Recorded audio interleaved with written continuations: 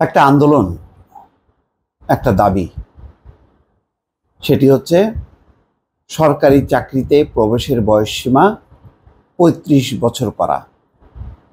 এই একটি দাবিতে আন্দোলন হচ্ছে এবং আন্দোলন বেশ ব্যাপক। প্রচুর বাংলাদেশে বেকার জনগোষ্ঠী, তরুণ যুবকদের বিশাল একটি অংশ, তারা মনে করে যে তাদের যে চাকরিতে প্রবেশের বয়সসীমা বাড়ানো হলে তাদের সুযোগ হবে চাকরিতে প্রবেশ করার। নানা কারণে তারা বর্তমান যে নির্ধারিত যে ৩০ বছর সেটি কাভার করতে পারে না। ইতিমধ্যে আগে ছিল ২৮, সেটা বাড়ানো হয়েছে ৩০। আরও বাড়ানো উচিত কিনা, কিন্তু যদি বাড়ানো হয় তাহলে এর প্রতিক্রিয়া কি হবে, তাহলে অবসরের বয়স কত হবে, এগুলো নিয়ে নানা রকম বিভিন্ন জনের নানা মত আছে। বিষয়টা এত খুব চট করে সমাধান করা সহজ না।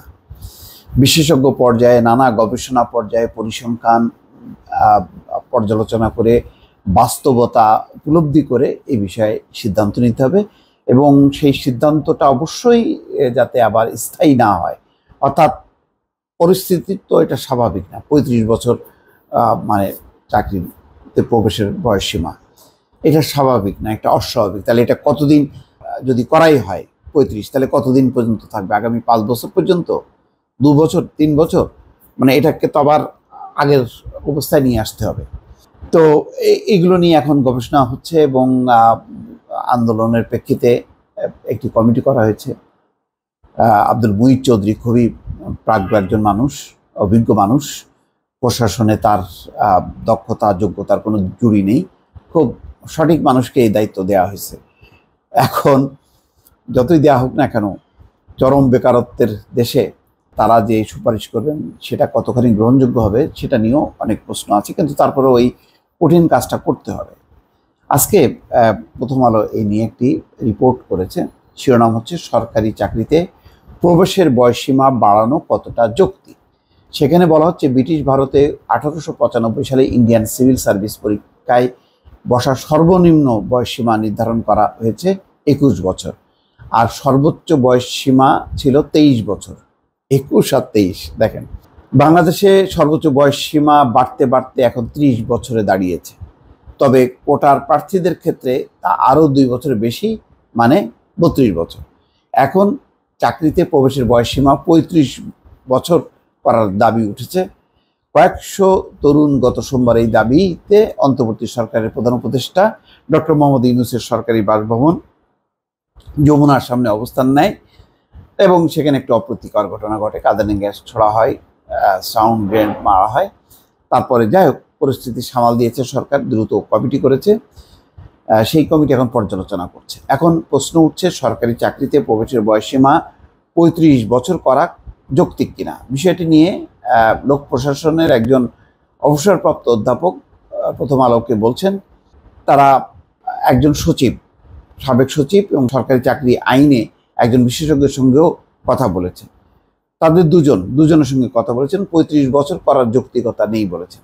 একজন বলেছেন স্থায়ীভাবে চাকরিতে প্রবেশের বয়স 35 বছর করা যাবে না, তবে সাময়িক এটা ছাড় দেওয়া যেতে পারে। ভারতে সরকারি চাকরিতে প্রবেশের ক্ষেত্রে সাধারণ বয়সসীমা 32। ভারতে বিশেষজ্ঞরা চাকরি বাড়ানোর উপর জোর দিচ্ছেন যাতে তরুণরা বেকার না থাকেন, অর্থাৎ চাকরির স্পেসটা বড় করা। পাকিস্তানে আছে 30 বছর আর ভারতে 32, আমাদের দেশে 30। কোনো বিশেষজ্ঞ এও বলেছেন সরকারি চাকরিতে প্রবেশের বয়সসীমা 35 বছর না করে 32 বছর করা যেতে পারে। এক্ষেত্রে মুক্তিযোদ্ধার সন্তান ও সাধারণ চাকরি প্রত্যাশীদের মধ্যে ব্যবধান ঘুচিয়ে দেওয়া যায়। অর্থাৎ কোটা, যেহেতু কোটার 32 বছর আছে, সুতরাং সাধারণ চাকরি প্রার্থী তাদেরও যদি 32 করা হয় তাহলে যে ব্যবধান আছে, বৈষম্য আছে, সেটা মিট করা যায়।